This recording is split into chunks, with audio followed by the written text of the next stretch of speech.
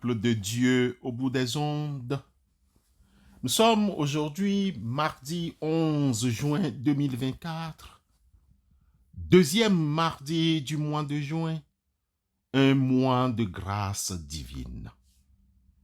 Nous vous sommes infiniment reconnaissants d'intercéder auprès de Dieu ensemble et avec nous. Recevez, frères et sœurs, nos fraternelles salutations. Prenons en compte l'ordre de mission de Christ Jésus en ces termes. Allez donc, faites de toutes les nations des disciples, les baptisant au nom du Père, du Fils et du Saint-Esprit. Enseignez-leur à observer tout ce que je vous ai prescrit. Et voici, je suis avec vous tous les jours jusqu'à la fin du monde. Matthieu, chapitre 28, versets 19 et 20. Amen.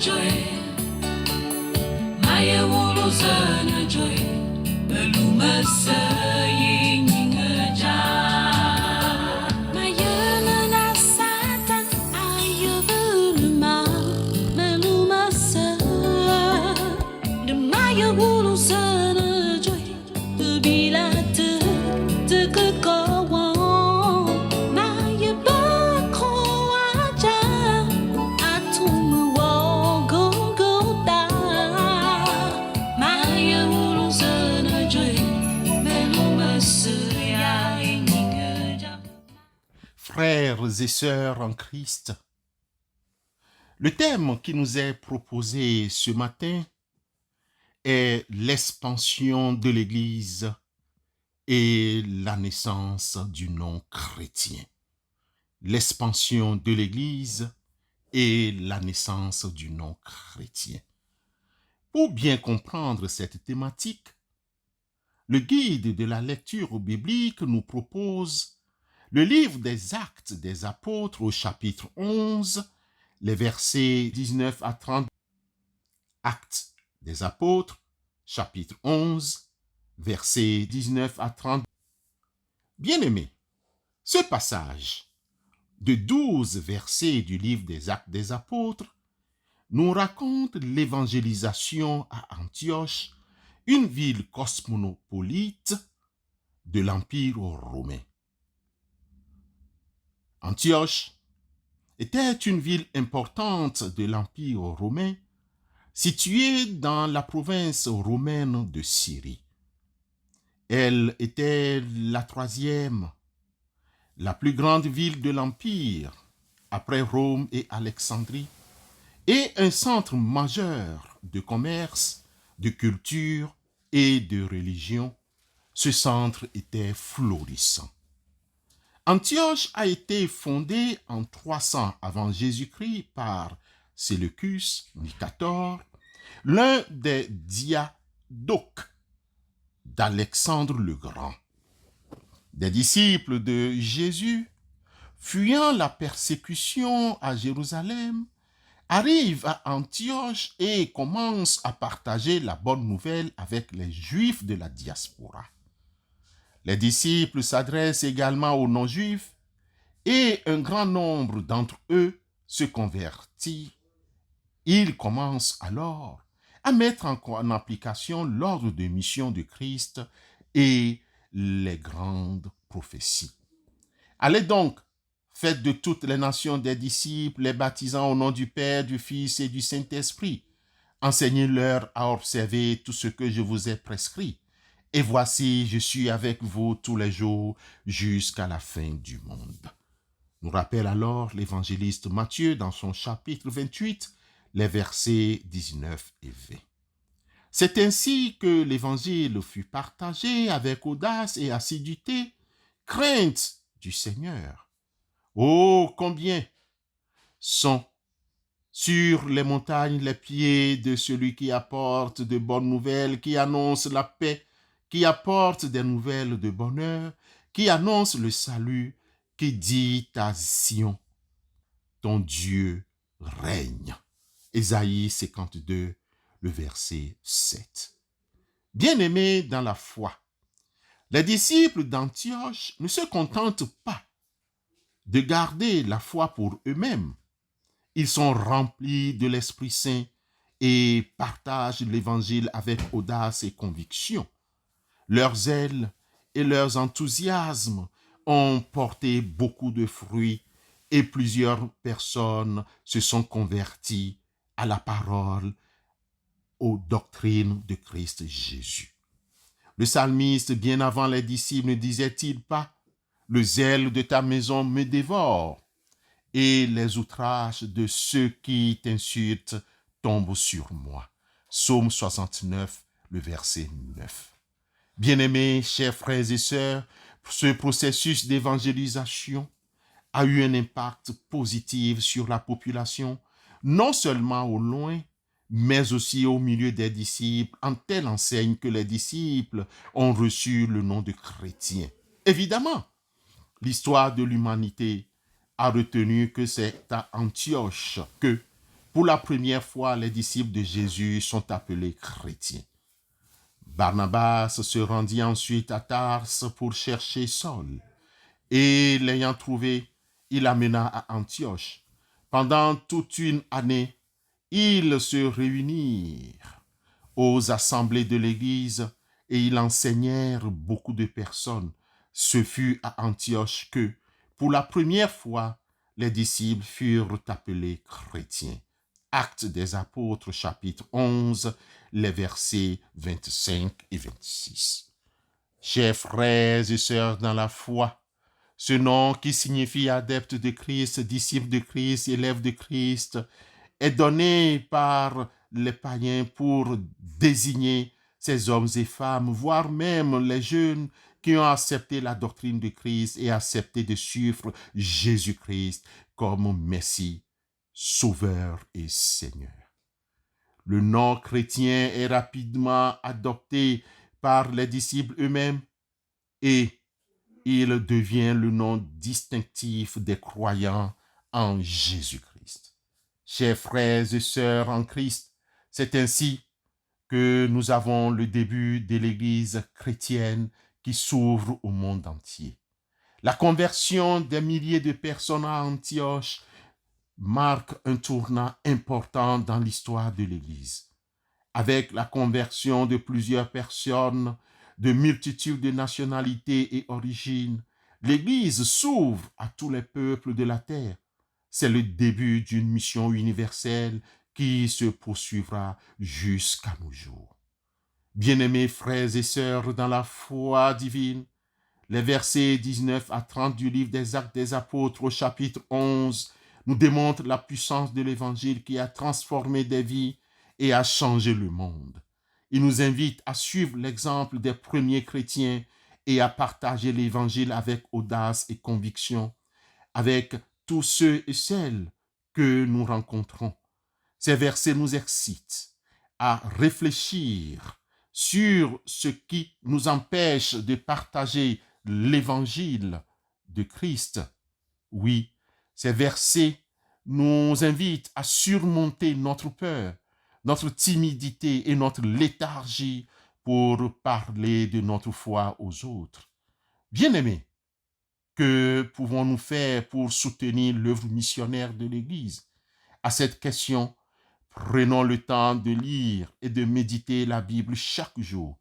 Prions Dieu pour qu'il nous donne la force et le courage de partager notre foi avec les autres. Cherchons des occasions de parler de Jésus aux personnes que nous rencontrons. Soutenons l'œuvre missionnaire de l'Église par nos prières et nos dons. Il est temps de faire comme Jésus qui parcourait toutes les villes et tous les villages, enseignant dans leurs synagogues, proclamant l'évangile du royaume et guérissait toute maladie et toute infirmité. Matthieu, chapitre 9, le verset 35. Amen.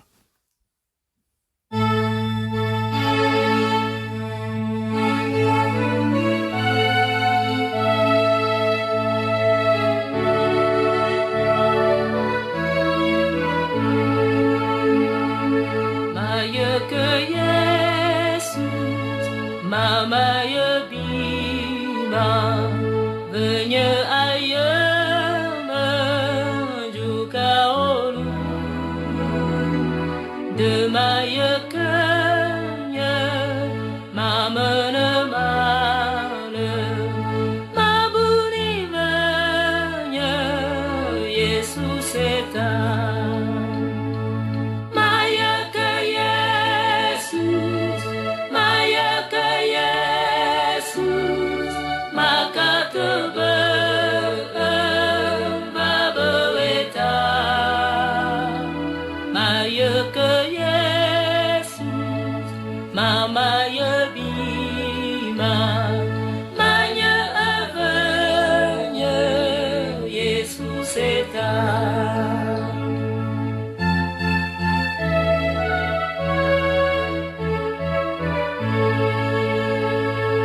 Satana duma, Satana bima, musonjiro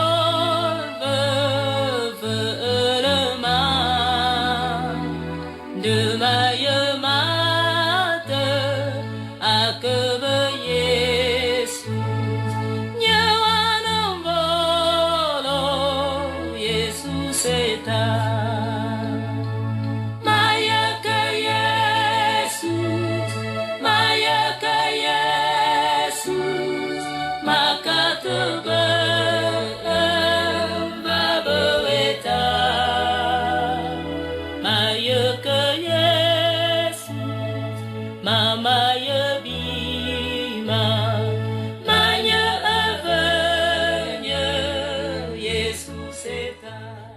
Prions Dieu. Dieu notre Père, nous te remercions pour ton enseignement qui nous nourrit au jour le jour. Bénis le canal que tu as utilisé, Seigneur, pour nous la transmettre aujourd'hui. Dispose nos cœurs à faire ta volonté, à te plaire et à vivre conformément à ta parole. Aie pitié de nous pécheurs. Apprends-nous à avoir pitié des autres, car tu ne veux pas la mort du pécheur, mais tu veux que nous revenions tous à toi par la pénitence. Tu nous demandes de prier les uns pour les autres, afin que nous soyons sauvés. Délivre-nous de la mort subite. Seigneur, souviens-toi de nous dans ta miséricorde. Souviens-toi du sang de Jésus-Christ qui sauve nos âmes, qui nous a rachetés à si haut prix. Dieu Tout-Puissant, exauce-nous par les mérites de la croix de Christ, objet de toute notre confiance et de tout notre espoir, ainsi soit-il.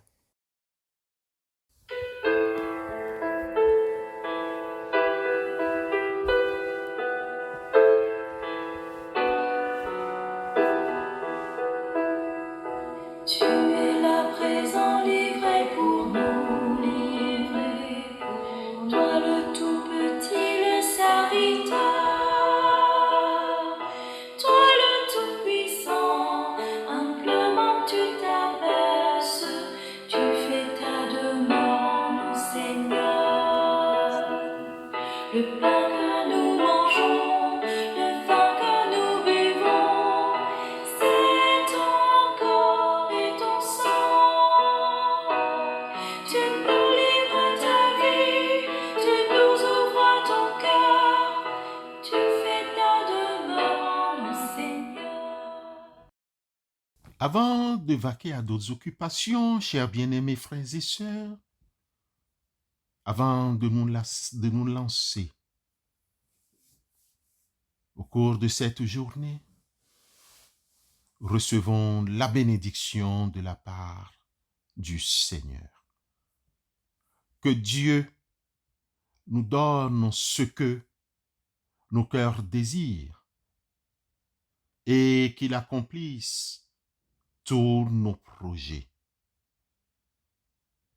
Allez dans la paix et dans la joie de Christ Jésus. Amen.